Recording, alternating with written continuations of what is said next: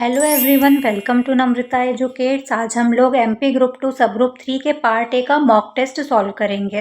ठीक है, इसमें सारे ही सब्जेक्ट इंक्लूड है। जैसा पार्ट ए का पूरा पेपर आएगा 100 क्वेश्चन 100 मार्क्स के, सारे ही सब्जेक्ट इसमें इंक्लूड किए गए हैं। हर सब्जेक्ट के 14-15 क्वेश्चन लिए हैं, जैसा कि प्रीवियस ईयर पेपर्स को एनालिसिस करके स्टडी करके पता चलता है। सामान्य ज्ञान, सामान्य हिंदी, सामान्य अंग्रेजी, सामान्य गणित, रीजनिंग, साइंस और कंप्यूटर ज्ञान, इनके मिला के 14-14 क्वेश्चन करके 14-15 क्वेश्चन करके 100 क्वेश्चन पूरे इंक्लूड किए गए हैं। और ये आपका एक सेल्फ एनालिसिस हो जाएगा कि आप कितना स्कोर कर पा रहे हो। लास्ट में अपना स्कोर ज़रूर मेंशन करना कमेंट्स में, ठीक है। और एक पेन पेपर ले लो और उसमें नोट डाउन करते जाना, फर्स्ट का आंसर या सेकंड का आंसर है, और फिर लास्ट में चेक करना कि कितने आपके सही हो रहे हैं, और स्कोर अपना कमेंट्स में ज़रूर बताना, ठीक है, जिससे पता चलेगा। क्योंकि देखो, पार्ट ए भी बहुत इंपॉर्टेंट है। ये 100 नंबर, क्योंकि दोनों को मिलाकर पार्ट ए पार्ट बी दोनों को मिलाकर आपकी मेरिट बनने वाली है, दोनों को मिलाकर कट ऑफ निकलेगा। तो ये 100 नंबर आप छोड़ नहीं सकते हो पार्ट बी की तैयारी करते टाइम, कि आप संबंधित विषय की तैयारी कर लो। क्योंकि देखो, जो संबंधित विषय है ग्रेजुएशन लेवल का आने वाला है, तो थोड़ा ज़्यादा हार्ड रहेगा। तो आपको पार्ट ए में इतना स्कोर कर लेना है कि संबंधित विषय पार्ट बी में अगर थोड़ी सी गड़बड़ भी हो जाए, थोड़े से मार्क्स कम भी रह जाए, तो ये कवर कर ले पार्ट ए आपका वो मार्क्स भी। ठीक है, तो हम स्टार्ट करते हैं बिना देर किए। और टारगेट रहेगा 80+, तो आपको स्कोर करना ही है अगर आपको सिलेक्शन चाहिए तो।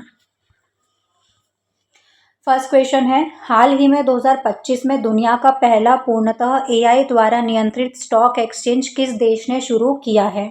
जल्दी से आंसर नोट डाउन करो, बताओ क्या आंसर आएगा। पॉज करके भी आंसर लिख सकते हो, ठीक है, और मैं आंसर बताती जाऊंगी। तो इसका आंसर होगा option C, United Arab Emirates, संयुक्त अरब अमीरात ने किया है। स्टार्टिंग में आपको 4 से 5 क्वेश्चन करंट अफेयर से देखने को मिलेंगे। 2025 में लॉन्च किया गया भारत का पहला quantum communication satellite mission ISRO और किस संस्था द्वारा संयुक्त रूप से विकसित किया गया है? मैं 5 सेकंड रुकूंगी, उसके बाद मैं आंसर बताऊंगी। ऑप्शन बी, डीआरडीओ इसका सही आंसर हो जाएगा। डीआरडीओ और इसरो ने मिलकर लॉन्च किया है, विकसित किया है। जनवरी 2025 में कौन सा भारतीय राज्य ब्लॉकचेन का उपयोग करके 100% डिजिटल भूमि अभिलेख सत्यापन प्रणाली लागू करने वाला पहला राज्य बना है? तो इसका सही आंसर होगा ऑप्शन ए, महाराष्ट्र। आप चेक करते जाना आपके कितने सही हो रहे हैं, कौन सा क्वेश्चन गलत हो रहा है। संरक्षण पत्रिका में प्रकाशित एक लेख के अनुसार भारत में किस बायोस्फीयर रिजर्व में मानव बस्तियां लुप्तप्राय एशियाई हाथियों की आबादी में गिरावट का कारण बन रही है? तो इसका आंसर होगा, बताओ, सुंदरबन, नीलगिरी, ग्रेट निकोबार, पन्ना, क्या होगा इसका answer? Option B, Nilgiri biosphere reserve इसका सही आंसर होगा। नेक्स्ट क्वेश्चन है, निम्नलिखित में से किस भारतीय लेखक ने 2025 में इंडिया@2050 द फ्यूचर ब्लूप्रिंट नामक पुस्तक प्रकाशित की है? शशि थरूर ने, अमीश त्रिपाठी ने, चेतन भगत या डॉक्टर एस जयशंकर? किसने की है, किसकी बुक है ये? तो आंसर हो जाएगा ऑप्शन ए, शशि थरूर। निम्नलिखित में से कौन सी शाही चोलों की राजधानी थी? तो इसका आंसर होगा ऑप्शन बी, तंजौर। चोलों की राजधानी क्या थी? तंजौर। अभी आपने स्टार्टिंग में 5 क्वेश्चन क्या देखे, करंट अफेयर्स के, ये जनरल नॉलेज के ही है सारे। और यहाँ पर सब्जेक्ट भी लिखा है कौन से सब्जेक्ट का है। और अभी देखना ये क्या हुआ था, 2022 का जो पेपर हुआ था, एमपी और ईएसबी वाले क्या करते हैं, कोई भी एक टॉपिक पकड़ेंगे ना, उसी से सारे क्वेश्चन पूछ लेंगे। अब ये जो 2 से 3 क्वेश्चन आएंगे ना, ये चोलों से रिलेटेड ही है सारे। अब इंडियन हिस्ट्री कितनी बड़ी है, एंशिएंट, मिडाइवल, मॉडर्न, लेकिन उन्होंने चोलों से ही 2 से 3 क्वेश्चन पूछ लिए हिस्ट्री में, और कोई और कहीं से नहीं पूछा हिस्ट्री में उन्होंने क्वेश्चन। नेक्स्ट क्वेश्चन है, इंपीरियल या शाही चोल वंश के संस्थापक कौन थे? पहले राजधानी पूछ ली, अब संस्थापक पूछ लिया। तो इसका आंसर होगा ऑप्शन सी, विजयालय। विजयालय ने स्थापना करी थी। चोलों के अधीन एरीपट्टी का क्या अर्थ होता है? अगेन चोल से क्वेश्चन है, क्या अर्थ होता है एरीपट्टी का? Option A, tank land, tank भूमि। अब यहीं पर मैंने सारे फाउंडर्स, जितनी भी इंडियन डायनेस्टीज़ है इंपॉर्टेंट, उसके फाउंडर्स और उनकी कैपिटल्स मैंने लिख दी है, तो ये आप पढ़ लेना, ठीक है। इसका पीडीएफ आपको टेलीग्राम चैनल पर मिल जाएगा, टेलीग्राम चैनल का लिंक आपको डिस्क्रिप्शन में मिल जाएगा, क्योंकि अभी मुझे पूरा मॉक टेस्ट सॉल्व करवाना है, तो इसलिए मैं अभी इसको नहीं पढ़ रही हूँ। या पढ़ लेना या पॉज करके भी देख सकते हो, ठीक है। नेक्स्ट क्वेश्चन पर चलते हैं। टी बिल या ट्रेजरी बिल क्या होता है? सरकारी सुरक्षाएं, चालू खाता, सब्सिडरी बिल या सोने के आदान प्रदान पर बिल। तो ट्रेजरी बिल का मतलब होता है गवर्नमेंट सिक्योरिटीज। ऑप्शन ए इसका करेक्ट आंसर होगा, सरकारी सुविधाएं। ट्रेजरी बिल मतलब क्या होता है? सरकारी सुविधाएं, गवर्नमेंट सिक्योरिटीज। 1 रुपए का सिक्का निम्नलिखित में से किसके द्वारा ढाला जाता है? देखो, आपको पता होगा कि नोट वगैरह छापने का काम कौन करता है? भारतीय रिजर्व बैंक के अंडर आता है। लेकिन याद रखना, जो 1 रुपए का सिक्का होता है, 1 रुपी कॉइन, वो कौन ढालता है, कौन मिंट करता है? तो गवर्नमेंट ऑफ इंडिया, भारत सरकार करती है, वो रिजर्व बैंक नहीं करता है, भारत सरकार द्वारा होता है। 500 रुपये और 1000 रुपये के नोटों का विमुद्रीकरण कब हुआ था? कब डिमोनेटाइजेशन हुआ था? आपको पता ही होगा।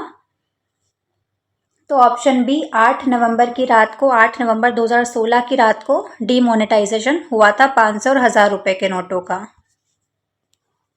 भारतीय रिजर्व बैंक की स्थापना किसकी सिफारिश पर की गई थी? तो ऑप्शन सी हिल्टन कमीशन इसका करेक्ट आंसर हो जाएगा। हिल्टन कमीशन की सिफारिश पर भारतीय रिजर्व बैंक की स्थापना की गई थी। पंचायत और नगर पालिकाओं के चुनाव कराने के लिए किस प्रकार के निकाय का गठन किया जाता है? कौन कराता है पंचायत और नगर पालिका के चुनाव? Election commission of India, state election commission, panchayat election commission या फिर म्यूनसिपैलिटीज इलेक्शन कमीशन। तो देखो, एलिमिनेट करते जाओ, आप बताओ पहले सही आंसर क्या होगा। तो देखो, पंचायत इलेक्शन कमीशन जैसा कुछ भी बॉडी नहीं है हमारे इंडिया में। म्यूनसिपैलिटीज इलेक्शन कमीशन भी नहीं होता है। 2 बॉडीज हैं, इलेक्शन कमीशन ऑफ इंडिया होता है और स्टेट इलेक्शन कमीशन होते हैं। जो भारत का चुनाव आयोग होता है, इलेक्शन कमीशन ऑफ इंडिया, वो लोकसभा और विधानसभा के चुनाव कंडक्ट कराता है। और राज्यों में जो नगर पालिका और पंचायत के चुनाव होते हैं, वो राज्य चुनाव आयोग कंडक्ट कराता है, याद रखना। तो यहाँ पर क्वेश्चन क्या पूछा है? पंचायत और नगर पालिका के चुनाव कौन कराता है? तो उसका आंसर हो जाएगा option B, state election commission, राज्य चुनाव आयोग। क्योंकि इंडिया का जो इलेक्शन कमीशन है वो किसके चुनाव कंडक्ट कराता है? लोकसभा और विधानसभा के, याद रखना। नेक्स्ट क्वेश्चन है, संविधान के अनुसार चुनाव आयोग के सदस्यों की योग्यता क्या है? किस योग्यता के आधार पर बनते हैं वो चुनाव आयोग के सदस्य? तो क्वालिफाइड सिविल सर्विस एग्जाम होने चाहिए, practice law more than 10 years की उनको प्रैक्टिस होनी चाहिए कानून की, farmer member of the state election commission के पुराने मेंबर होने चाहिए, पूर्व सदस्य, या फिर constitution doesn't prescribe any qualification. क्या होगा इन चारों में से आंसर? तो इसका आंसर होगा option D, constitution doesn't prescribe any qualification. संविधान में ऐसी कोई योग्यता निर्धारित नहीं की गई है। देखो, इसके लिए मैं बता देती हूँ, एक 3 मेंबर की कमेटी बनती है चुनाव आयोग के सदस्यों को चुनने के लिए, अध्यक्ष को चुनने के लिए 3 मेंबर की कमेटी बनती है। इन 3 मेंबर में एक तो प्रधानमंत्री होता है, एक प्रधानमंत्री ही नियुक्त करता है अपना सदस्य, या तो गृह मंत्री हो जाते हैं, वो अमित शाह ही रहते हैं।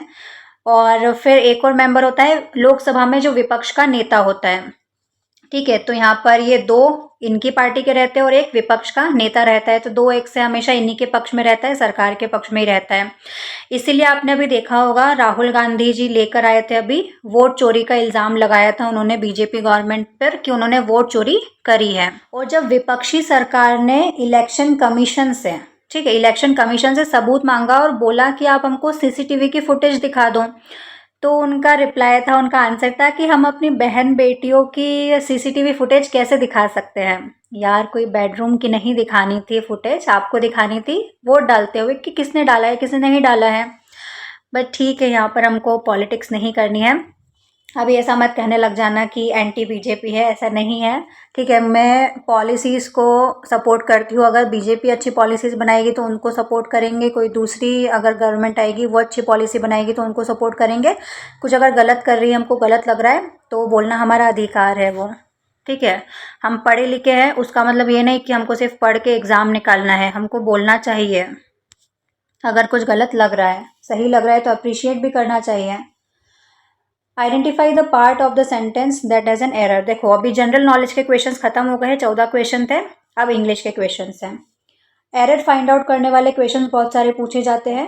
She don't know how to solve the problem quickly, तो यहाँ पर she don't know how to solve the problem quickly, क्या गलत लग रहा है यहाँ पर आपको? तो इजी है ऑप्शन ए, शी डोंट। देखो डोंट नहीं आता है, एक होता है सिंगुलर सब्जेक्ट होते हैं, एक होते हैं प्लूरल सब्जेक्ट। आपको बेसिक ग्रामर अगर आती होगी तो सिंगुलर में क्या आता है? ही, शी, इट और किसी का भी नाम, और प्लूरल में क्या आता है? आई, वी, यू, दे। तो ही, शी, इट और किसी के भी नाम के साथ में हम हमेशा डस का यूज करते हैं, डस का यूज करते हैं, ना कि डू का। और प्लूरल सब्जेक्ट जो होता है आई, वी, यू, दे, इनके साथ हम डू का यूज करते हैं। तो यहाँ पर क्या है अभी? शी, मतलब सिंगुलर सब्जेक्ट है तो इसके साथ हम डस का यूज करते हैं, तो ये डू का यूज हुआ है, तो ये गलत हो जाएगा, यहाँ पर एरर है। नेक्स्ट क्वेश्चन है the teacher as well as the students were present in the seminar. इसमें क्या गलत है? तो ऑप्शन सी वर प्रेजेंट इसका सही आंसर हो जाएगा, मतलब ये गलत है क्योंकि यहाँ पर वर की जगह वॉज आना चाहिए, क्योंकि सिंगुलर सब्जेक्ट के साथ हमेशा हम वॉज का यूज करते हैं और प्लूरल सब्जेक्ट के साथ वर का यूज करते हैं। Each of the players have submitted there documents, तो हैव सबमिटेड यहाँ पर गलत हो जाएगा क्योंकि यहाँ पर हैव नहीं आएगा, यहाँ पर हैज आएगा। आप लोग भी टिक करते जा रहे हो ना, क्योंकि आपको अपना स्कोर देखना है, वरना कोई मतलब नहीं होगा मॉक टेस्ट देने का। Every few yards he digs a shallow hole in the rich red soil and dash the leafy sapling on an ebony tree. यहाँ पर ब्लैंक में क्या आएगा? प्लांट्स, स्टॉक्स, एस्टेब्लिश और इंट्रोड्यूस। तो देखो स्टॉक्स और इंट्रोड्यूस तो नहीं आएगा, एस्टेब्लिश इसके लिए यूज नहीं करते हैं, तो ऑप्शन ए प्लांट्स इसका सही आंसर हो जाएगा। The correct verb for putting a sapling into a soil is plant. ठीक है, स्टॉक इंट्रोड्यूस तो गलत है, इनकरेक्ट है, नहीं आएगा। Establish is not use for putting a plant in soil, उसके लिए यूज नहीं करते हैं। The world has a plastic pollution problem, world में किसकी प्रॉब्लम है? प्लास्टिक पॉल्यूशन की प्रॉब्लम है। And it's accelerating dash so is public awareness and action, तो इसमें आएगा ऑप्शन ए बट। एज नहीं आएगा, सिंस नहीं आएगा, देन नहीं आएगा, बट आएगा इसमें। आपको प्रीपोजिशंस, कंजक्शंस वगैरह आते होंगे ना, बेसिक डिटर्मिनर्स वगैरह। The sentence show contrast, show कर रहा है जो सेंटेंस है, plastic pollution is increasing, plastic pollution बढ़ रहा है, but public awareness is also increasing, public awareness भी बढ़ रही है। एज और सिंस का मतलब कॉज के लिए होता है, देन इसमें फिक्स नहीं होता है, तो बट यूज होगा इसमें, सही आंसर बट होगा। The students were told to dash the instructions carefully before starting the test. Follow, ignore, break, disturb. बहुत ईजी है, जल्दी से टिक करो। The students were told to follow the instructions, देखो इग्नोर द इंस्ट्रक्शंस तो नहीं बोलेंगे, ब्रेक द इंस्ट्रक्शंस भी नहीं बोलेंगे कि इंस्ट्रक्शंस को तोड़ना है, डिस्टर्ब द इंस्ट्रक्शंस भी नहीं बोलेंगे कि डिस्टर्ब करना है, फॉलो करना होता है ना आपको टेस्ट के दौरान इंस्ट्रक्शंस को, तो फॉलो द इंस्ट्रक्शंस आएगा इसका आंसर। बहुत ईजी था। The doctor advised him to take rest, doctor ने एडवाइज किया है रेस्ट करने के लिए, because his health was dash rapidly improving, declining, shining और कलेक्टिंग। देखो इम्प्रूव हो रही होती तो उसको रेस्ट करने के लिए नहीं बोलते, तो ये गलत हो जाएगा। डिक्लाइनिंग देखते हैं अभी, शाइनिंग तो शाइन तो नहीं कर रही होगी, कलेक्टिंग भी नहीं आएगा, तो ऑप्शन बी डिक्लाइनिंग इसका सही आंसर हो जाएगा, क्योंकि डॉक्टर रेस्ट करने के लिए कब बोलेगा? बिकॉज, क्योंकि उसका हेल्थ जो है रैपिडली डिक्लाइन हो रहा है, गिर रहा है उसकी health. Select the wrongly spelled word, किसकी स्पेलिंग गलत है वो बताना है। इम्पेशेंट, थॉरोली, फॉर्चुनेट या पर्टिकुलर, बताओ जल्दी से किसकी स्पेलिंग गलत है। तो यहाँ पर ऑप्शन ए सही आंसर होगा, क्योंकि इम्पेशेंट की स्पेलिंग गलत है। इम्पेशेंट की सही स्पेलिंग क्या होती है? तो आई, टी के बाद आई आता है और फिर ई आता है। यहाँ पर देखो सही स्पेलिंग लिखिए, IMPATIENT है ना, उन्होंने क्या लिखा था? ई को पहले कर दिया था, आई को बाद में कर दिया था, जो कि गलत है। बाकी सारी स्पेलिंग सही थी। Select the wrongly spelled word, यहाँ पर किसकी स्पेलिंग गलत है? Interruption, quantities, imbalance, proposition. तो देखो प्रोपोजिशन की तो बिल्कुल सही है, इम्बैलेंस भी बिल्कुल सही है, कुछ गलत नहीं लग रहा है, क्वांटिटीज भी बिल्कुल सही है, इंटरप्शन की स्पेलिंग यहाँ पर गलत है, तो ऑप्शन ए इसका करेक्ट आंसर हो जाएगा। इंटरप्शन की सही स्पेलिंग क्या होती है? INTERRUPTION।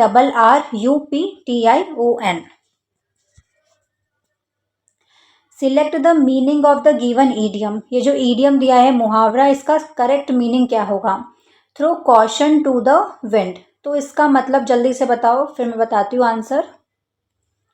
To end of something, to be without any money, to take a risk और टू डिसएग्री। क्या आंसर होगा इसका? Option C, to take a risk इसका सही आंसर होगा। इस ईडियम का मतलब क्या होता है? Throw caution to the wind मतलब टू टेक अ रिस्क। देखो यहाँ पर जो ईडियम है throw caution to the wind, इसका मतलब क्या होता है? टू टेक अ रिस्क और एक्ट रेकलेसली विदाउट वरिंग, बिना चिंता के रिस्क लेना, कोई काम करना, अबाउट अ पॉसिबल डेंजरस और कंसिक्वेंसेस की कुछ हो जाएगा। एग्जाम्पल देखो इसका, he decided to throw caution to the wind and invest all his savings in the new business. उसने अपनी सारी सेविंग किस में लगा दी? अपने नए बिजनेस में, जबकि आगे क्या कंसिक्वेंसेस होने वाले हैं, है ना? बिजनेस में लॉस भी हो सकता है, मुनाफा भी हो सकता है ना? तो उसने बिना सोचे समझे क्या ले लिया? रिस्क ले लिया। इतना बड़ा वो बिजनेस करना है तो रिस्क लेना पड़ता है। ठीक है, ही टूक a big risk without worrying, बिना चिंता किए उसने रिस्क ले लिया, अपनी सारी सेविंग लगा दी, अबाउट द कॉन्सिक्वेंसेस के बारे में उसने सोचा नहीं। आपको भी बिजनेस करना है तो फिर रिस्क माइंडसेट होना चाहिए आपका, कि रिस्क लेने वाला अगर माइंडसेट है तो फिर आप बिजनेस कर सकते हो, अदरवाइज नहीं कर सकते हैं। यहाँ पर कुछ और ईडियम्स लिखे हैं, उसके मीनिंग लिखे हैं, वो भी देख लो। ब्रेक द आइस का मतलब क्या होता है? टू डू और से समथिंग टू रिलाइव टेंशन और स्टार्ट, कुछ भी आपको कन्वर्सेशन, बातचीत स्टार्ट करना है, ठीक है, उसको बोलते हैं break the ice. He told a funny joke to break the ice at the meeting. Meeting में सब लोग सीरियस बैठे थे तो उसने एक जोक क्रेक कर दिया ताकि एक बातचीत स्टार्ट हो जाए, है ना? आपने भी कभी करी होगी बातचीत स्टार्ट, किसी से आपको करनी होगी तो ऐसा कुछ भी आप बोलने लगते हो। जैसे कि वो डेयरी मिल्क का ऐड देखा है, एक जो डेयरी मिल्क का ऐड आता था, बस स्टॉप पर एक लड़की और एक लड़का खड़े हैं, लड़की अपने बैग से चॉकलेट निकालती है, खाने लगती है, इतने में लड़का बोलता है, क्या मैं आपकी चॉकलेट का एक बाइट ले सकता हूँ? इतने में लड़की बोलती है, क्यों?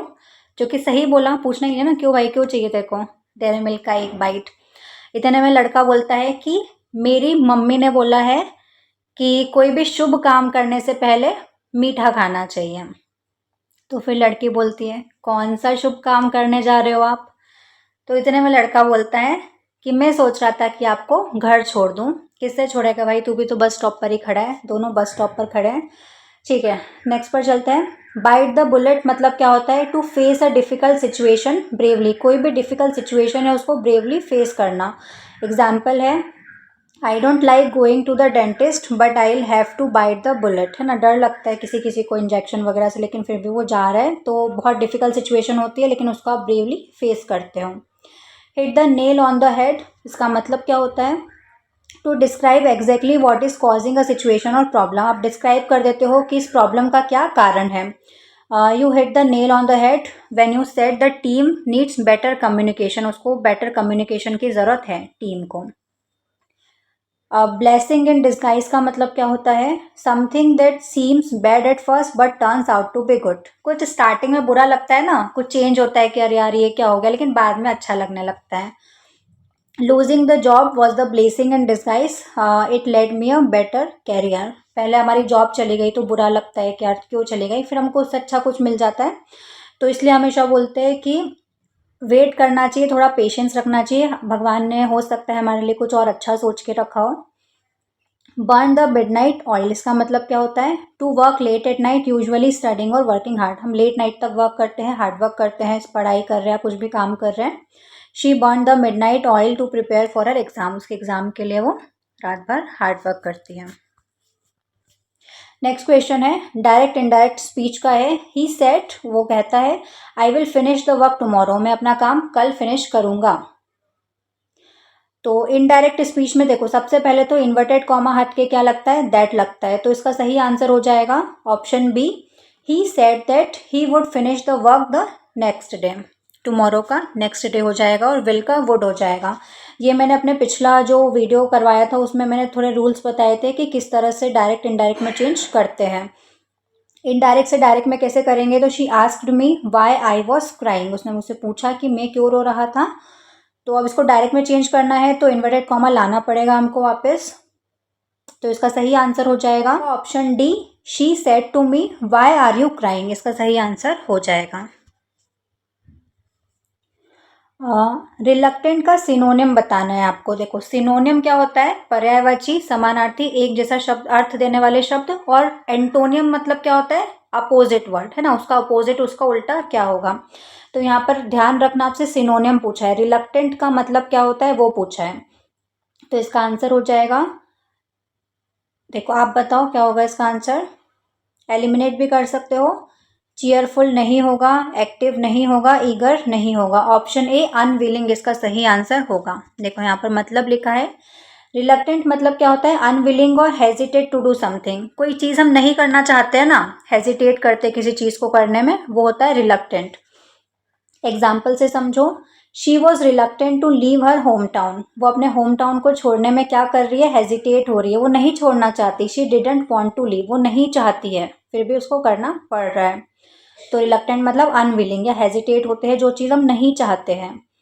ही felt reluctant to speak in front of the large audience, वो रिलक्टेंट फील करता है लार्ज, बहुत बड़ी ऑडियंस के सामने बोलने में, हेजिटेशन होता है ना हमको।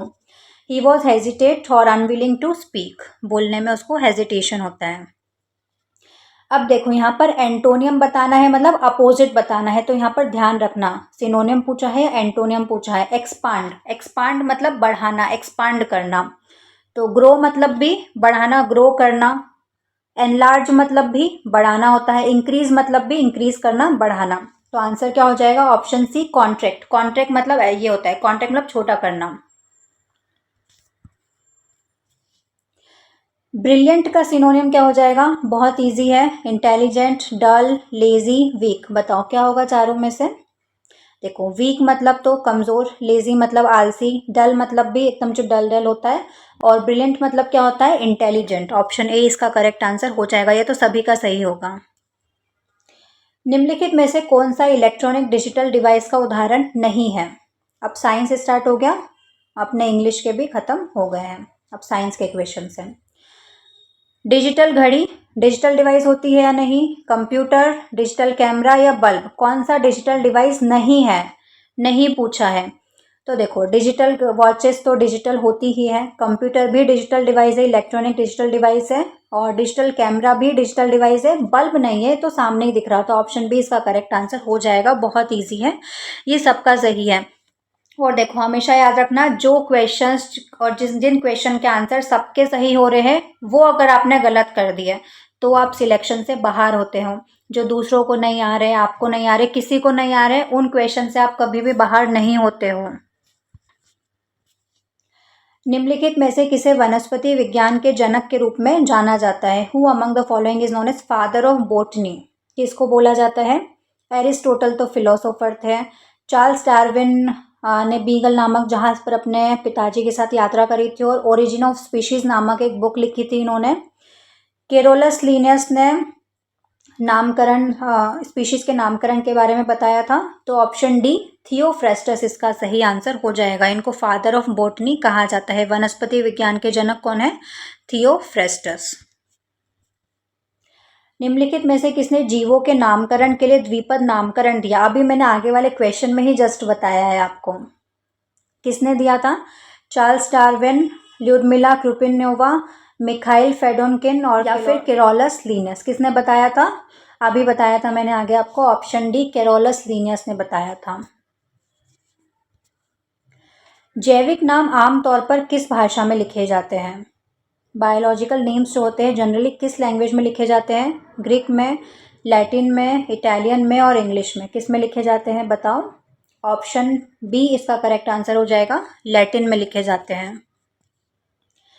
निम्नलिखित में से कौन सा रोग विषाणु के कारण होता है? वायरस की वजह से कौन सा डिसीज होता है वो बताना है। टाइफॉइड, कॉलेरा, इन्फ्लुएंजा या फिर डिप्थीरिया।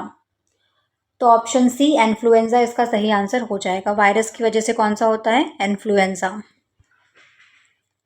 यहाँ पर मैंने पूरी लिस्ट दे दी है, ये वायरस से होने वाले डिसीजेज हैं और इसके बाद ये सारी बैक्टीरियल डिसीजेज है, बैक्टीरिया से होने वाली डिसीज़ है। तो इनको आप पढ़ लेना, स्क्रीनशॉट ले लो चाहो तो, और टेलीग्राम पर आपको PDF मिल जाएगा, वहाँ से जाके पढ़ सकते हो। ठीक है, हम चलते हैं नेक्स्ट क्वेश्चन पर। निम्नलिखित में से कौन सा जल जनित रोग है? ठीक है, कौन सा है? स्मॉल पॉक्स, मलेरिया, ट्यूबरकुलोसिस या कोलेरा। तो इसका आंसर होगा ऑप्शन डी, कोलेरा हैजा। जल जनित रोग है वो। Which gas is known as laughing gas? Easy है, आपको पता होगा लाफिंग गैस कौन सी गैस को बोलते हैं। Carbon dioxide, nitrous oxide, sulphur dioxide या फिर अमोनिया, किसको बोलते हैं लाफिंग गैस? वो मूवी देखी आपने, वेलकम, नहीं हाउसफुल, हाउसफुल में होता है ना लास्ट में, वो लाफिंग गैस छोड़ देते हैं, सब हंसने लगते हैं। देखो, कार्बन डाइऑक्साइड मतलब CO2, जो कि नहीं होती है, आपको पता ही होगा, इसको एलिमिनेट कर दो। नाइट्रस ऑक्साइड क्या होती है? N2O। सल्फर डाइऑक्साइड SO2, जो कि एसिड रेन वगैरह करवाती है। और अमोनिया NH4। तो अमोनिया तो नहीं होती है, सल्फर डाइऑक्साइड भी नहीं होती है, कार्बन डाइऑक्साइड भी नहीं होती है। तो ऑप्शन बी नाइट्रस ऑक्साइड इसका सही आंसर हो जाएगा, जिसको लाफिंग गैस कहा जाता है। टमाटर में किस प्रकार का अम्ल पाया जाता है? कौन सा एसिड मिलता है टमाटो में? ऑप्शन बी ऑक्सिलिक एसिड इसका सही आंसर हो जाएगा। निम्नलिखित विलयन के लिए pH 7 से कम है। देखो, 7 मतलब उदासीन, 7 से कम होता है मतलब एसिडिक, और 7 से ज़्यादा होता है मतलब बेसिक। एसिड मतलब अम्ल, बेसिक मतलब क्षार, और 7 पर उदासीन होता है। 7 से कम मतलब कौन से विलयन का हो जाएगा? एसिडिक कौन सा विलयन होता है सबसे ज़्यादा? Sodium cyanide, sodium hydroxide, sodium chloride या फिर फेरिक क्लोराइड। बताओ जल्दी से आंसर। तो इसका सही आंसर होगा ऑप्शन डी, फेरिक क्लोराइड।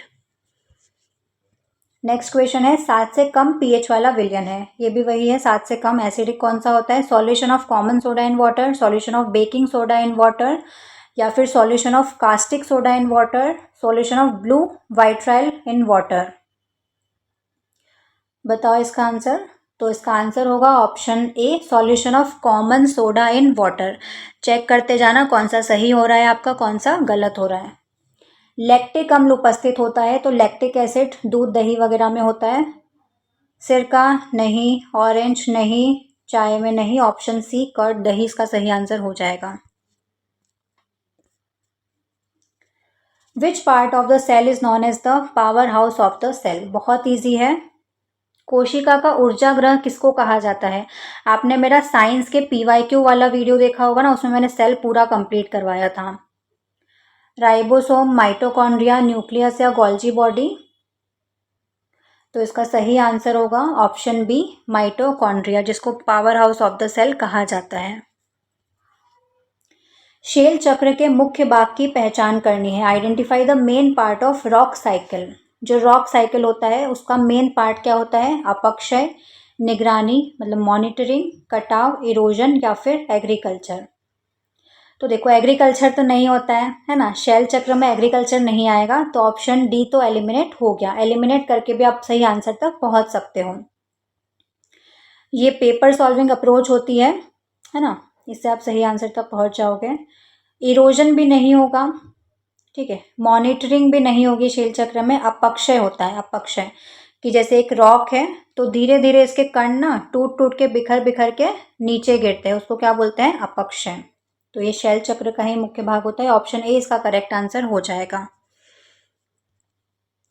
स्थायी बर्फ लाइन की भारत में ऊंचाई क्या है? What is the height of the permanent snow line in India?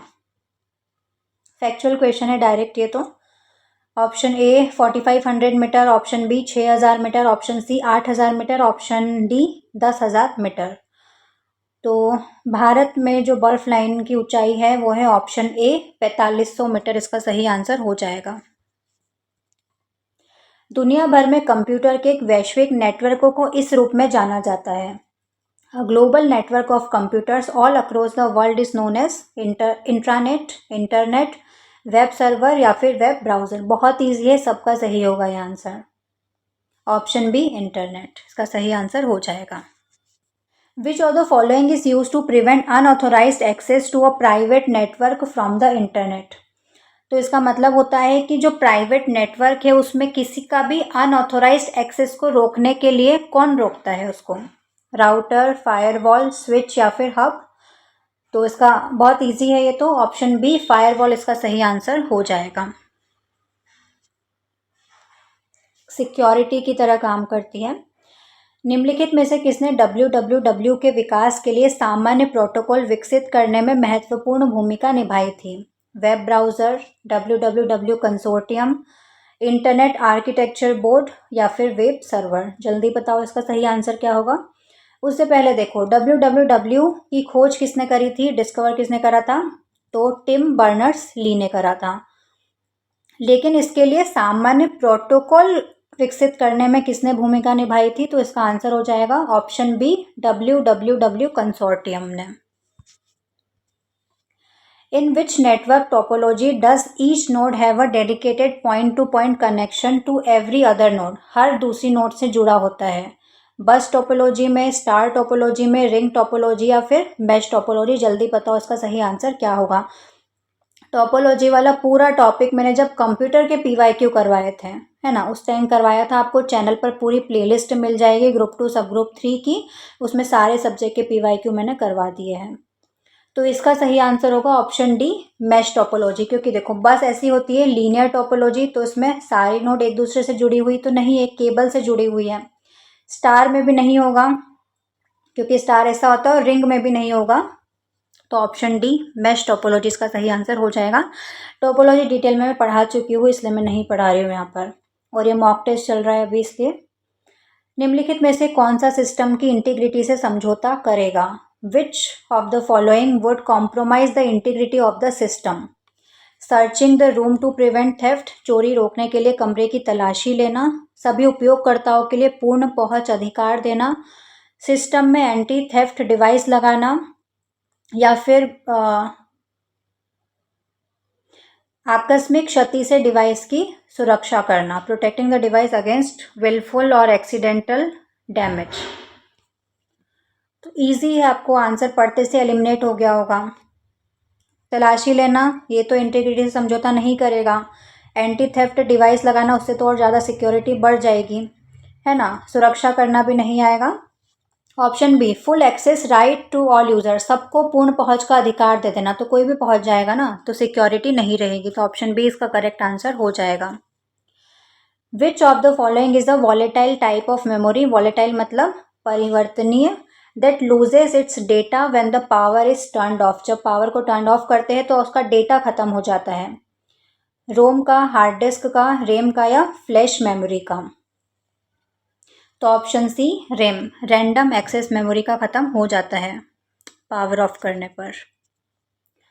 Ping निम्नलिखित में से किस प्रोटोकॉल का उपयोग करता है? ICMP, SNMP, SDP या TCP?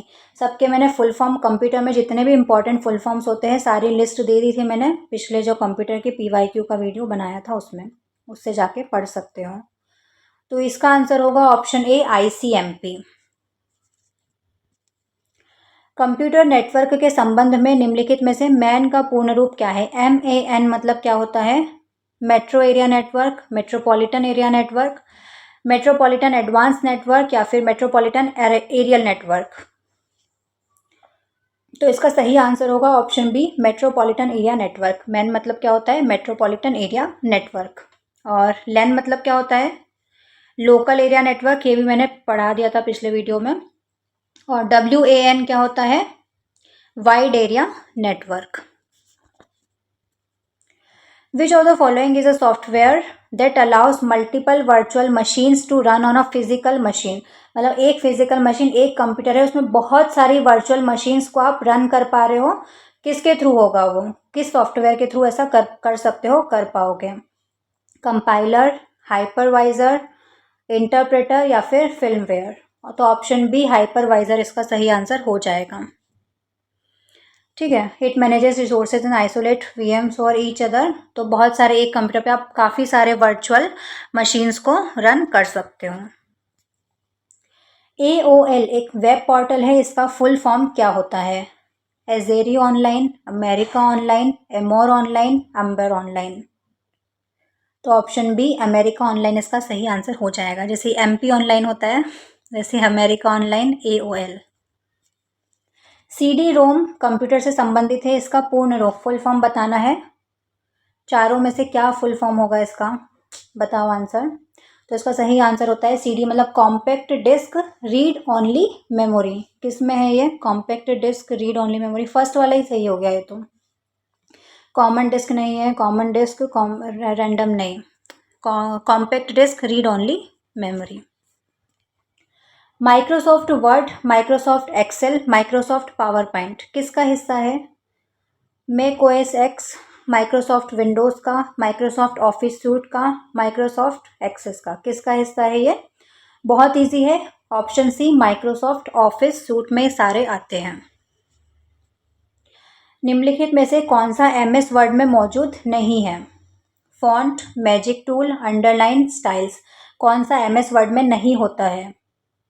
तो देखो फॉन्ट तो होता है क्योंकि डॉक्यूमेंट तैयार करते हैं हम MS वर्ड में, तो फॉन्ट होता है।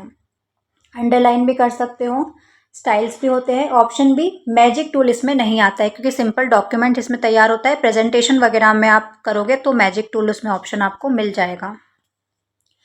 निम्नलिखित में से कौन सा टेक्स्ट बेसिक्स के अंतर्गत नहीं आता है? नहीं आता है पूछा है, ठीक है। Apply a style, delete text, insert text, save the document?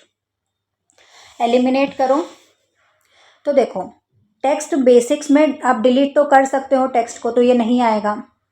Insert भी कर सकते हो टेक्स्ट को, तो ये भी ऑप्शन नहीं होगा। सेव भी कर सकते हो डॉक्यूमेंट को, तो ये नहीं होगा। अप्लाई अ स्टाइल इसमें नहीं आता है, टेक्स्ट के बेसिक में अप्लाई अ स्टाइल नहीं आएगा। अब कंप्यूटर के क्वेश्चंस खत्म हो गए हैं, अब हम पढ़ेंगे रीजनिंग के क्वेश्चंस। 42 विद्यार्थियों के कक्षा में कितने स्टूडेंट्स है? 42। नीता का स्थान नीचे से 22वां है, ऊपर से उसका स्थान हमको बताना है। तो ये टोटल मान लो ये कितने हैं, 42 स्टूडेंट्स हैं। नीचे से नीता कौन से नंबर पर है? 22वें नंबर पर है। ऊपर से कौन से नंबर पर होगी ये बताना है। तो इसमें क्या करते हैं, इन दोनों को माइनस कर दो, 42 माइनस 22, और एक +1 करना पड़ेगा क्योंकि वो सेम पोजीशन वाला जो माइनस हो गया ना, उसकी पोजीशन के लिए हमको प्लस करना होता है। बेसिक रीजनिंग आपको आती होगी। तो देखो उसको माइनस करेंगे तो क्या आएगा, 20 और +1 करेंगे तो 21। ऑप्शन डी इसका करेक्ट आंसर हो जाएगा। आप पॉज करके इसको सॉल्व करके देखना और फिर आंसर देखना है इसका क्या होगा। निम्नलिखित श्रृंखला में लुप्त अक्षर को ज्ञात करना है, यहाँ पर कौन सा आएगा? तो देखो यहाँ पर मैं लिख लेती हूँ, क्या है, BKS है, BKS। आपको ना ये सारी होनी चाहिए, पोजीशन कौन कौन सी होती है, नंबर की पोजीशन आपको पता होनी चाहिए। A फर्स्ट नंबर पर आता है, B सेकंड नंबर पर आता है, FOW। B सेकंड नंबर पर आता है, D आता है 4 नंबर पर, F आता है 6 नंबर पर। तो इसका अगला नंबर 8 वाला आएगा। 8 नंबर पर क्या आता है, H आता है। तो यहीं से हो गया, देखो T नहीं आएगा, C नहीं आएगा, L नहीं आएगा, HQY। इतना सॉल्व करके भी आप बता सकते हो, वरना पूरा भी कर सकते हो। जैसे कि K कौन सी पोजीशन पर आता है, 11वें नंबर पर आता है, M 13 नंबर पर आता है, O 15 नंबर पर आता है। तो 11 फिर 13 फिर 15, उसके बाद एक छोड़ के 17वें नंबर पर Q आता है, ठीक है। S आता है 19वें नंबर पर, U आता है 21वें नंबर पर, और W आता है 23वें नंबर पर। ठीक है, तो 19, 21, 23 और फिर 25वें नंबर पर आता है Y। तो ऑप्शन सी इसका करेक्ट आंसर हो जाएगा। स्टार्टिंग एक वाला, फर्स्ट वाला चेक करके ही आ गया था, बाकी पूरा भी चेक कर सकते हो। यदि लविंग को ये लिखा जाता है, उसी कोड में पेरेंट को कैसे लिखा जाएगा? तो देखो दो दो जो लेटर इनको आगे पीछे कर दिया है, LO को क्या कर दिया है इन्होंने, OL कर दिया है, तो PA को हम AP कर देंगे। तो AP ऑप्शन ए यहीं से पूरा हो गया, पूरा भी करके देख सकते हो। Find the odd one out, triangle, square, circle, rectangle. बहुत ईजी है, चारों में से डिफरेंट अलग कौन सा है, जल्दी से बताओ। तो ऑप्शन सी इसका करेक्ट आंसर हो जाएगा, सर्कल। क्योंकि देखो ट्राइंगल ऐसा होता है, स्क्वायर जिसकी चारों साइड इक्वल होती है, रेक्टेंगल जिसकी अपोजिट साइड इक्वल होती है, और सर्कल ही होता है। तो देखो क्या अंतर दिख रहा है, इन तीनों में क्या है, स्ट्रेट लाइन है, लेकिन सर्कल में कोई भी स्ट्रेट लाइन नहीं होती है। जब लाइट को मॉर्निंग, डार्क को नाइट, नाइट को सनशाइन, सनशाइन को डस्क कहा जाता है, तो हम सोते कब है, हम रात को सोते हैं नाइट में, तो नाइट को क्या बोल रहे हैं, सनशाइन। तो ऑप्शन सी सनशाइन इसका करेक्ट आंसर हो जाएगा। आपको पॉज करके आंसर टिक करते जाना है। Find the missing number in the series. Next question mark की जगह पर क्या आएगा, 2, 6, 12, 20, 30। 36 आएगा, 40 आएगा, 42 आएगा, या 45 आएगा। जल्दी से पॉज करके सॉल्व करो, मैं बता देती हूँ। तो देखो यहाँ पर 1 का स्क्वायर प्लस 1 क्या होगा, 2। 1 का स्क्वायर प्लस 1 2। 2 का स्क्वायर प्लस 2 क्या होगा, 4 और 2 6। 3 का स्क्वायर प्लस 3 क्या होगा, 9 + 3 12। ऐसे ही करते जाना। तो नेक्स्ट क्या आएगा, ये 1 2 3 4 5 6 का स्क्वायर प्लस 6 के नेक्स्ट नंबर आ जाएगा, 6 का स्क्वायर प्लस 6, 6 6 36, 36 प्लस 6 क्या होता है, 42। तो ऑप्शन सी 42 इसका करेक्ट आंसर हो जाएगा। यहाँ पर भी लिखा है पैटर्न पूरा, तो आप देख सकते हो। प्रिया अपने घर से 10 किलोमीटर पश्चिम की ओर चलती है। ये प्रिया है, अपने घर से चली 10 किलोमीटर पश्चिम की ओर, फिर दक्षिण की ओर मुड़ जाती है 12 किलोमीटर, 12 किलोमीटर दक्षिण की ओर चलती है, फिर वो 16 किलोमीटर पूर्व की ओर चलती है, 16 किलोमीटर चल ली वो पूर्व की तरफ, अंत में 6 किलोमीटर पश्चिम, वापस से यहाँ से 6 किलोमीटर कहाँ हो गई, पश्चिम की तरफ। अब वो यहाँ पर है। प्रिया अपने शुरुआती स्थान से कितनी दूर है, तो यहाँ पर थी, अब यहाँ पर है, तो 12 किलोमीटर वो दूर है। तो ऑप्शन बी 12 किलोमीटर इसका सही आंसर हो जाएगा। एक स्कूल बस चालक स्कूल से शुरू करता है, स्कूल से उसने बस चलाना स्टार्ट किया, 5 किलोमीटर उत्तर की ओर ड्राइव करता है। यहाँ से स्टार्ट किया, 5 किलोमीटर वो नॉर्थ में गया, बाएं मुड़ता है, 6 किलोमीटर ड्राइव करता है, लेफ्ट मुड़ा, 6 किलोमीटर उसने चलाया, फिर से बाएं मुड़ने से पहले 12 किलोमीटर ड्राइव करता है। तो यहाँ पर कितना उसने कर लिया, 12 किलोमीटर ड्राइव कर लिया। अंत में बाएं मुड़ता है, रुकने से पहले 3 किलोमीटर ड्राइव करता है, फिर से स्कूल पहुँचने के लिए। अच्छा, आगे 6 किलोमीटर और किया ना उसने, तो यहाँ से 6 किलोमीटर और ड्राइव किया, और 3 किलोमीटर और ड्राइव करता है, 3 किलोमीटर नॉर्थ में गया यहाँ तक, ठीक है। अब वो कितना दूर है, स्कूल पहुँचने के लिए उसको किस दिशा में गाड़ी चलानी पड़ेगी। तो यहाँ से 3 और 7 गया था, तो मतलब 4 बचा, 4 किलोमीटर नॉर्थ में यहाँ पर है ना, तो ये कितना है, 4 किलोमीटर उसको, ये स्कूल है, स्कूल का पॉइंट है, अभी वो यहाँ पर है, तो उसको ऊपर नॉर्थ में जाना पड़ेगा 4 किलोमीटर। तो ऑप्शन बी 4 किलोमीटर नॉर्थ इसका सही आंसर हो जाएगा। Pointing to a boy Ravi Seth, he is the son of my father's brother. ये इस बॉय को पॉइंट करते हुए रवि कहता है कि ये जो है वो, ही is the son of my father's brother, ये मेरे पापा के भाई का बेटा है, मतलब ये इसका क्या हो जाएगा, cousin. How is the boy related to Ravi, तो ऑप्शन बी कजिन इसका सही आंसर हो जाएगा। मैन वॉक्स 5 किलोमीटर नॉर्थ, एक मैन जाता है 5 किलोमीटर नॉर्थ में, देन टर्न्स राइट, राइट लेता है और 3 किलोमीटर चलता है, देन टर्न्स राइट, फिर से राइट लेता है और 5 किलोमीटर चलता है। तो यहाँ से कितना दूर है, 3 किलोमीटर। ऑप्शन ए 3 किलोमीटर इसका सही आंसर हो जाएगा। इन अ सर्टेन कोड, एप्पल को लिखते हैं, ये मैंगो को क्या उल्टा करके लिखा है बस, तो ऑप्शन ए इसका करेक्ट आंसर हो जाएगा। सारे लेटर्स को उलट देना। अब इसमें गलत पद कौन सा है वो बताना है। RTPC, VWTF, ZZXK, DCBC, या फिर ये, इनमें से कौन सा गलत है वो बताना है हमको। तो सारे देखो, पहले तो लेटर्स की पोजीशन लिख लेना। अब देखो यहाँ पर C कौन सी पोजीशन पर आता है, 3, F कौन सी पोजीशन पर आता है, 6, K कौन सी पोजीशन पर आता है, 11, तो 3 6 11। एल कौन सी पोजीशन पर आता है? 12। ओ कौन सी पोजीशन पर आता है? 15। तो यहाँ 3 का पहाड़ा चल रहा है, 3 का टेबल चल रहा है। 3 दूना 6, 3 तिया 9 आना चाहिए था यहाँ पर 11 है। चौक 12 और 15 तो सही है, मतलब ये वाला गलत है। और ये ZZXK ऑप्शन बी। बाकी का भी लिख के आप मैच कर सकते हो। देखो यहाँ पर लिखा हुआ है, ठीक है, तो चेक कर लेना। लुप्त अक्षर को क्वेश्चन मार्क के स्थान पर क्या आएगा वो बताना है। वहीं से सारे लेटर की पोजीशन लिखना सबसे पहले, ECI और सबकी पोजीशन हम लिख लेते हैं। देखो ई कौन सी पोजीशन पर आता है? 5। जे कौन सी पोजीशन पर आता है? 10। ओ कौन सी पोजीशन पर आता है? 15। टी कौन सी पोजीशन पर आता है? 20। तो अब 5 10 15 20, तो नेक्स्ट 25। 25वें नंबर पर क्या आता है? वाई। तो देखो वाई से 2 स्टार्ट हो रहे हैं, ठीक है, तो ऑप्शन बी तो एलिमिनेट हो गया, ऑप्शन डी भी एलिमिनेट हो गया। अब हमको ये वाले दोनों चेक करने हैं। सेकंड लेटर ओ है, थर्ड वाला चेक कर लो बस। तो आई कौन सी पोजीशन पर आता है? 9th पर। जी कौन सी पोजीशन पर आता है? 7, तो 9 7। ई कौन सी पोजीशन पर आता है? 5, एक एक छोड़ के कम होता जा रहा है। सी 3 पर आता है, तो 3 के बाद अब 1। फर्स्ट नंबर पर क्या आता है? ए, तो ऑप्शन ए इसका करेक्ट आंसर हो जाएगा। YOA। बीच वाला चेक करने की जरूरत ही नहीं पड़ी। दिए गए विकल्पों में से कौन सा गलत है? मतलब विषम संख्या वाला हमको ऑड वन आउट चुनना है।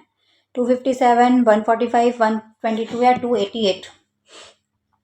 तो सॉल्व करो आप भी। प्लस करके इनको देख सकते हो, पर प्लस करके नहीं आ रहा है। तो देखो 16 का स्क्वायर क्या होता है? 256। उसमें 1 प्लस करेंगे तो 257 आ जाएगा। 12 का स्क्वायर क्या होता है? 12 का स्क्वायर 144। उसमें 3 प्लस करेंगे तो 145 आ जाता है। इसके अलावा 122 में 11 का स्क्वायर में 121 होता है, उसमें 1 प्लस करेंगे तो फिर से 122 आ जाएगा। लेकिन 288, 17 का स्क्वायर क्या होता है? 289 होता है। अब 289 में से 1 को माइनस करेंगे तो 288 आएगा। तो ऑप्शन डी इसका सही आंसर होगा, क्योंकि ये तीनों सेम जा रहे हैं, प्लस कर रहे हैं इसमें, और ऑड नंबर्स को इसमें माइनस करना पड़ रहा है, इसलिए ये अलग है। ठीक है, यहाँ पर भी लिखा है तो देख सकते हो। एक आयताकार टेबल का परिमाप 48 सेंटीमीटर है। पेरीमीटर मतलब उसकी बाउंड्री क्या है? 48 सेंटीमीटर है। यदि आयताकार टेबल का क्षेत्रफल एरिया कितना है? 128 स्क्वायर सेंटीमीटर। तो टेबल की लंबाई हमको बतानी है। देखो बेसिक क्या होता है मैं बता देती हूँ। जैसे कि ये रेक्टेंगल है, आयत है, ठीक है, ये इसकी लंबाई होती है, ठीक है, जो कि हमको पता नहीं है। ये उसकी चौड़ाई होती है, मतलब ब्रेड्थ हमको पता नहीं है। ये जो होती है वो क्या है? बाउंड्री है। ये बाउंड्री कितनी है इसकी? 48 सेंटीमीटर। और इसके अंदर का ये जो पूरा होता है वो क्या होता है? एरिया या क्षेत्रफल। ये कितना है? 128 सेंटीमीटर। तो इसके 2 फॉर्मूला होते हैं, उससे हम इसका आंसर निकालते हैं। देखो पेरीमीटर क्या होता है? 2 इंटू लंबाई प्लस चौड़ाई, L प्लस B। और पेरीमीटर कितना था? 48 था, is equals to 2 into L plus B हो जाएगा। ये 2 से इसको डिवाइड कर देंगे तो कितना बचेगा? 24 is equals to L plus B। तो एक इक्वेशन तो ये आ गई। अब एरिया क्या होता है? लंबाई गुना चौड़ाई। आपको फॉर्मूला बेसिक आते होंगे, बचपन में पढ़े होंगे। एरिया कितना है? 128 इज इक्वल्स टू L गुना B। यहाँ से B निकाल लेते हैं हम, तो ये L इसके डिवीजन में चला जाएगा, बराबर B। अब ये B की वैल्यू को हम यहाँ पुट कर सकते हैं। ये इस जगह पर वो जो B की वैल्यू है ना उसको रख दो, रखते हैं।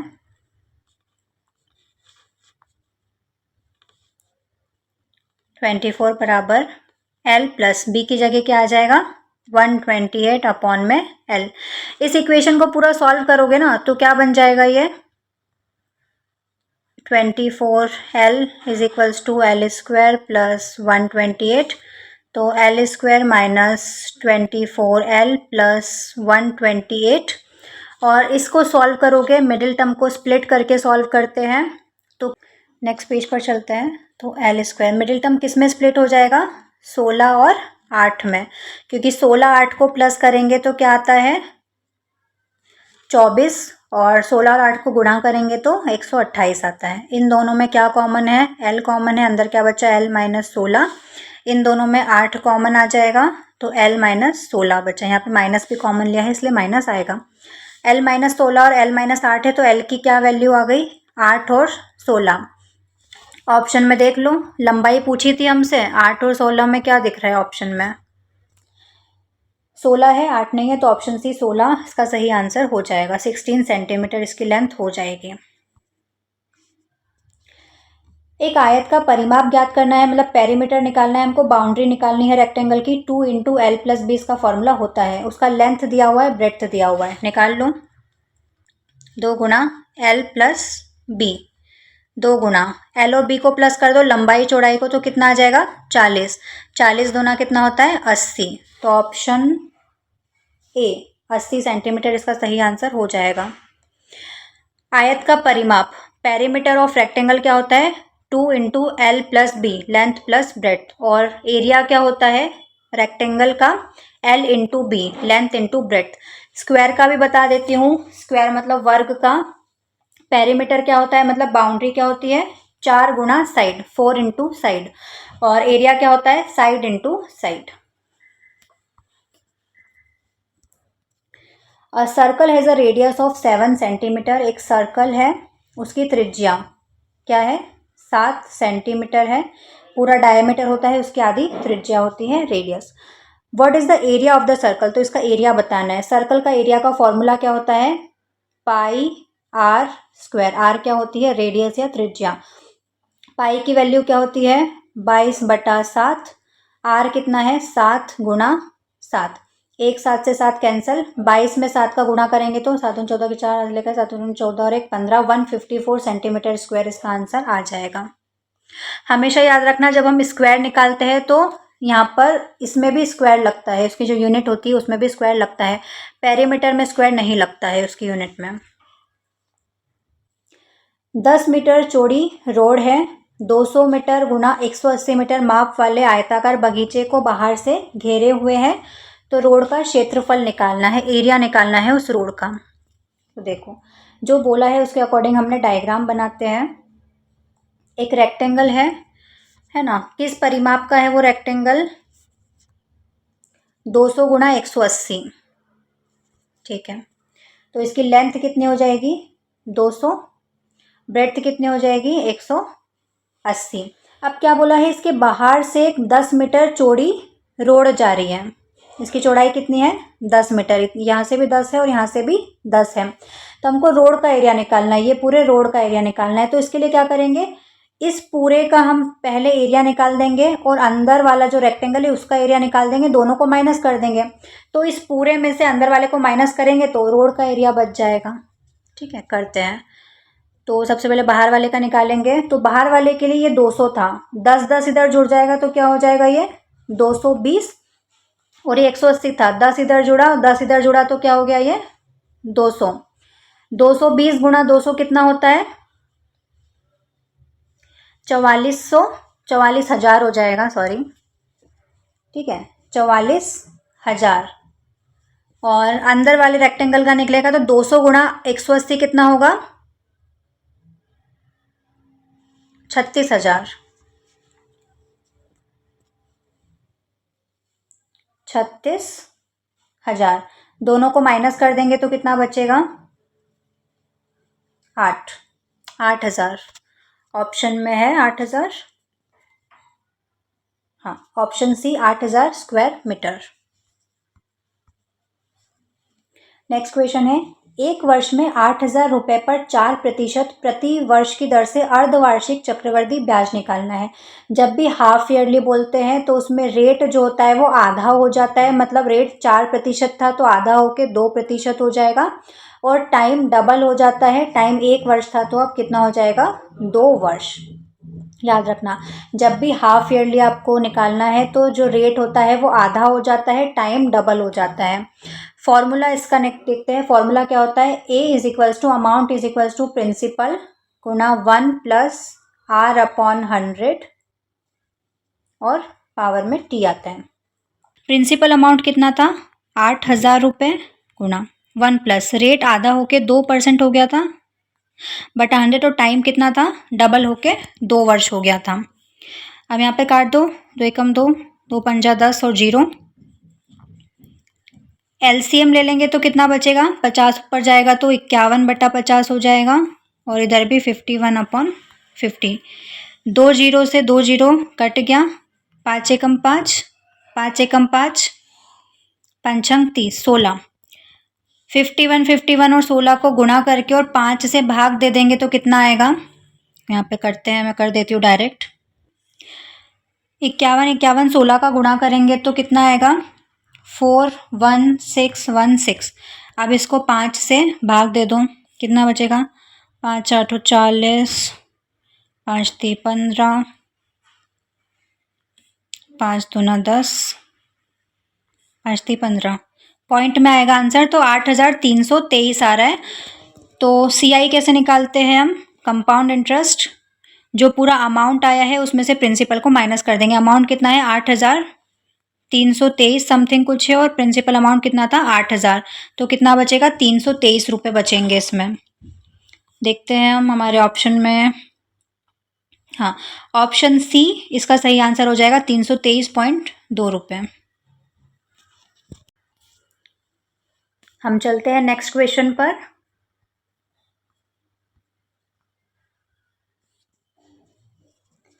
दो वर्षों के लिए 10% चक्रवर्ती ब्याज पर उधार दी गई 4,000 रुपये की राशि क्या होगी?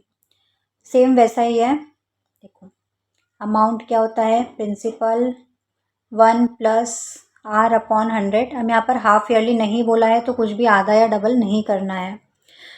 प्रिंसिपल अमाउंट कितना है? 4,000 है, डायरेक्ट करना, ठीक है। r रेट परसेंट 10 है, 10 को काटेंगे तो 11/10 गुना 11/10 हो जाएगा। 11/10 गुना 11/10, 0 0 कैंसिल, 11 11 मल्टीप्लाई करेंगे तो 121, 121 चौका क्या होता है? 0, 4840 इसका आंसर हो जाएगा। Option D 4840। डायरेक्ट आप मल्टीप्लाई करोगे ना 121 का 4 में, तो 4 एकम 4, 4 दूना 8, 4 एकम 4 और ये 40 का एक 0 बचा तो वो 0 आ जाएगा। तो 4840 इसका आंसर हो जाएगा। फॉर्मूला वगैरह याद कर लेना जो बेसिक होते हैं। एक निश्चित राशि पर 20% चक्रवर्ती ब्याज पर 2 वर्षों में 846.8 रुपये की राशि जमा हो जाती है। मूल राशि क्या थी? मूल राशि मतलब अब हमको प्रिंसिपल अमाउंट बताना है। अमाउंट ए की वैल्यू गिवन है हमको और पी बताना है। देखो नेक्स्ट पेज पर चलते हैं। फॉर्मूला वही लगेगा, ए बराबर पी 1 प्लस r/100 की पावर t। अमाउंट कितना दिया हुआ है? 846, ठीक है। पॉइंट में है 8 लेकिन रहने तो जल्दी कैलकुलेशन हो जाएगा हमारा। p नहीं दिया हुआ है। 1 प्लस रेट कितना है? रेट हम देख लेते हैं कितना था, 20% 2 साल के लिए, ठीक है। 20% है, तो लिख लो 20/100 और 2 साल के लिए है। काट दो इसको, 0 से 0, 2 पंजा 10। तो 846 इज इक्वल्स टू पी। यहाँ पर कितना बचा था? 5, मतलब 6/5। एलसीएम ले लेंगे तो 6/5 गुना 6/5। इसको उधर क्रॉस मल्टीप्लाई कर देंगे तो 846 गुना 5 5 25 हो जाएगा और नीचे आके 36। इसको काट देंगे तो 6 से कटेगा सबसे पहले, तो 6 6 36, 6 कम 6 2 बचा, 6 24, 6 कम 6 141। इसको मल्टीप्लाई करेंगे 25 से तो आएगा, मैं डायरेक्ट मल्टीप्लाई कर देती हूँ, ठीक है। तो इसको मल्टीप्लाई करेंगे तो आएगा 35 25, ठीक है। और उसको 6 से हम भाग देंगे तो कितना आएगा? 6 पंजे 30, 5 बचा ना, 6 6 8 48, 6 से 42 4 48, 6 7 42, 587 पॉइंट करके कुछ आएगा आंसर। ऑप्शन में है क्या ये?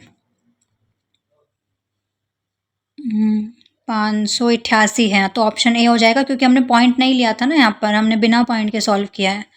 तो ऑप्शन ए इसका करेक्ट आंसर हो जाएगा 588.05। वो सेम फॉर्मूला ही लगेगा। ठीक है, चलते हैं नेक्स्ट क्वेश्चन पर। नेक्स्ट क्वेश्चन है, a shopkeeper sells an article for 900 rupee. एक शॉपकीपर ने एक आइटम को कितने रुपए में बेचा, मतलब उसका सेलिंग प्राइस कितना हो गया, 900 रुपये, और बेचने पर उसको 20% का प्रॉफिट हुआ है। उसको गेन कितना हुआ है, 20% का उसको प्रॉफिट हो गया। What is the cost price of the article, तो उसने खरीदा कितने में था वो हमको बताना है। तो डायरेक्ट एक फॉर्मूला होता है, याद रखना, जो सीपी होता है उसका फॉर्मूला क्या होता है, एसपी गुणा 100 अपॉन में 100 प्लस गेन परसेंट जो है वो आ जाएगा। एसपी कितना है, 900 है, गुणा 100 अपॉन में 100 प्लस गेन परसेंट कितना था, 20 था ना, हाँ 20। तो 20 और 100 120 हो जाएगा। काट दो इसको, 0 से 0, 0 से 0। ठीक है, 2 पंजा 10, 2 छंग 12, 3 दूना 6, 3 तिया 9, 0 0, और 2 से ये कट जाएगा 150 पे। तो मल्टीप्लाई करेंगे तो कितना आ रहा है, 750, क्योंकि 15 पंचे 75। तो ऑप्शन बी 750 रुपये इसका सही आंसर हो जाएगा। 750 में उसने खरीदा था, 20% का प्रॉफिट हुआ, 900 में उसने बेच दिया। डायरेक्ट फॉर्मूला लगा के कर लेना। A car travels 180 kilometre in 3 hours. 180 kilometre चलती है 3 घंटे में, तो उसकी स्पीड क्या होगी। जल्दी से पॉज करके लिखो आंसर, बहुत ईजी है।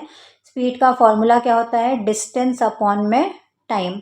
डिस्टेंस कितना है, 180 किलोमीटर, और टाइम कितना है, 3 घंटा।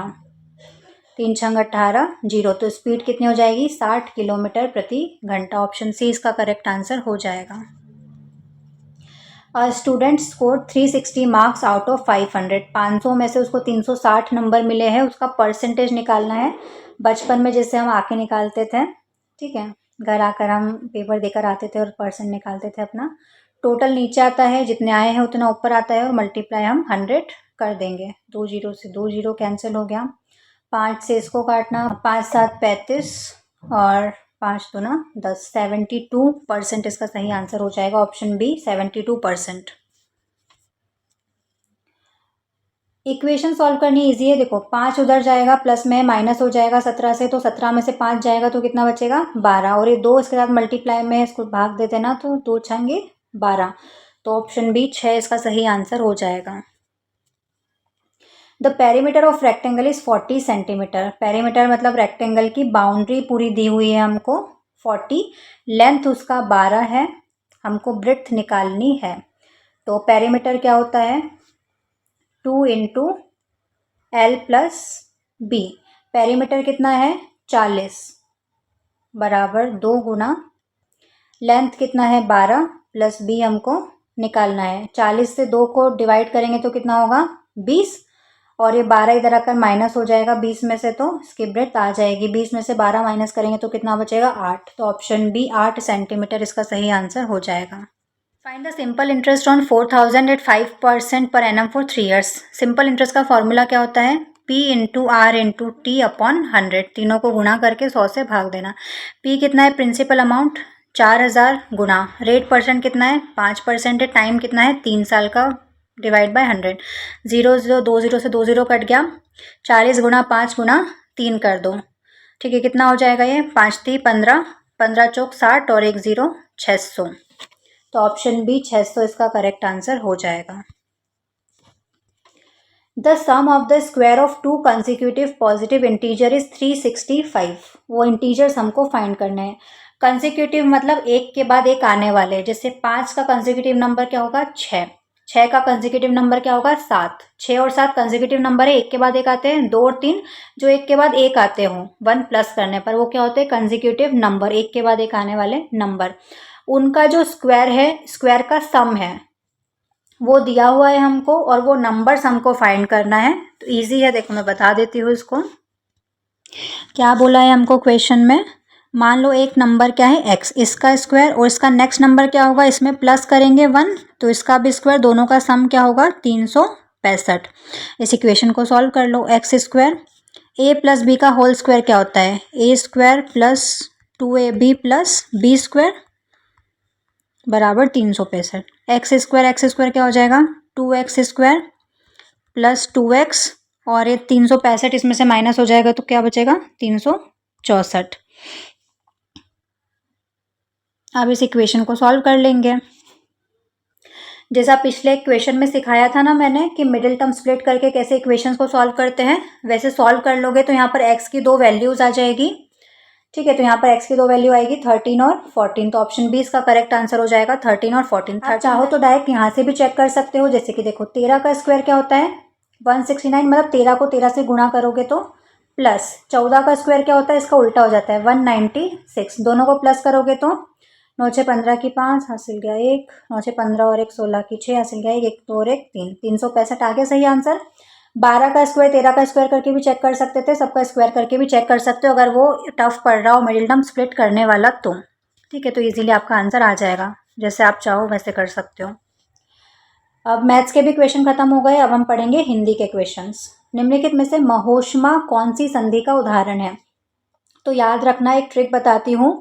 देखो, या तो ए की मात्रा सिंगल ए लगा हो या तो सिंगल ये ओ की मात्रा, इसके लिए कौन सी संधि होती है? गुण संधि।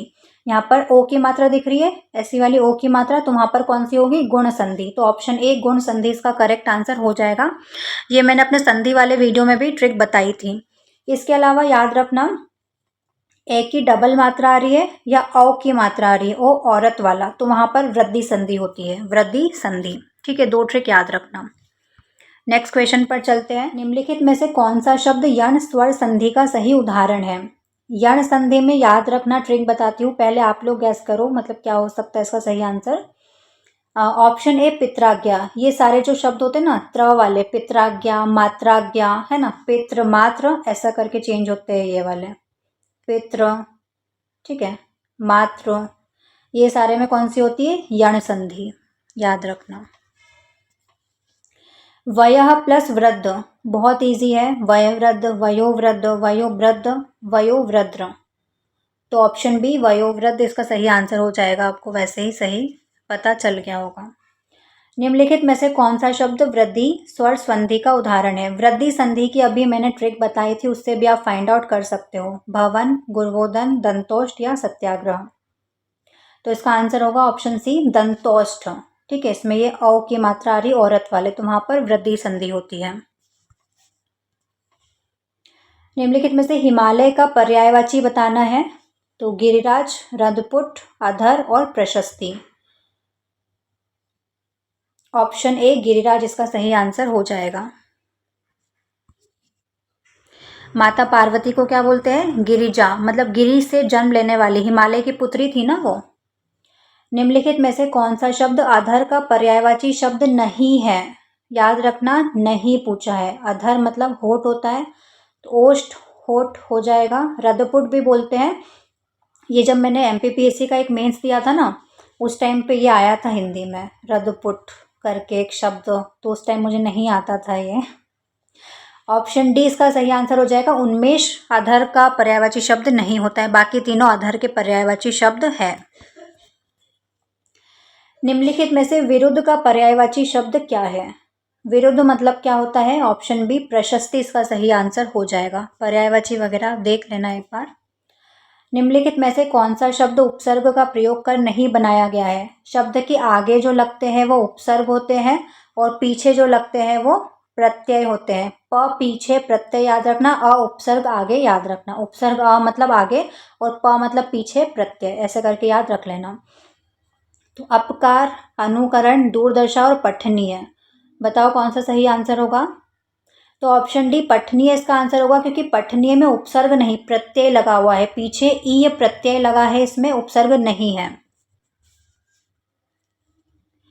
प्रतिध्वनि में उपसर्ग कौन सा है? तो आगे क्या लगा हुआ है? उपसर्ग आगे लगता है, प्रति आगे लगा है, तो ऑप्शन सी प्रति इसका आंसर हो जाएगा। देखो नी तो कहीं दिख नहीं रहा है इसमें, ई भी नहीं है, ध्वनि तो पीछे है, तो प्रति सामने आपको आंसर दिख रहा है। निम्नलिखित में से कौन सा शब्द उपसर्ग का प्रयोग करके नहीं बनाया गया है? उपसर्ग का नहीं होना चाहिए। प्राचार्य में उपसर्ग है, परि में उपसर्ग है, निषेध में नी उपसर्ग है, श्रवण में उपसर्ग नहीं है। ऑप्शन डी इसका करेक्ट आंसर हो जाएगा। निम्नलिखित में से कौन सा शब्द प्रत्यय का प्रयोग करके नहीं बनाया गया है, जिसमें प्रत्यय पीछे नहीं लगा है कुछ? नमकीन, श्रवण, विमुख और धार्मिक। ऑप्शन सी विमुख इसका करेक्ट आंसर हो जाएगा, क्योंकि विमुख में वी उपसर्ग लगा है, प्रत्यय नहीं है। निम्नलिखित में से त्रुटि रहित वाक्य का चयन करना है। सही कौन सा लिखा हुआ है? पिताजी आज मुझे 1 रुपये दिए, नहीं, रुपया दिया। ये सुनते ही उसका होश उड़ गया, होश उड़ गए। बच्चा ने एक काला नाग को मारा, बच्चे ने एक काला नाग को मारा। प्यास से होठ, ये हो नहीं आएगा, होठ सूख रहे थे, प्यास से होठ सूख रहे थे, तो ये बिल्कुल सही है ऑप्शन डी। बाकी तीनों गलत है, उनमें कुछ ना कुछ त्रुटि है। निम्नलिखित में से वाक्य के पूर्णतः शुद्ध रूप का चयन करना है। त्रुटि रहित वाक्य कौन सा है वो बताना है। काटकर बच्चों को फल खिलाओ, बच्चों को काटकर फल खिलाओ, बच्चों को काटना है नहीं, फल बच्चों को काटकर खिलाओ, बच्चों को फल काटकर खिलाओ, तो सामने ही दिख रहा है ऑप्शन डी, बच्चों को फल काटकर खिलाओ, सही आंसर हो जाएगा।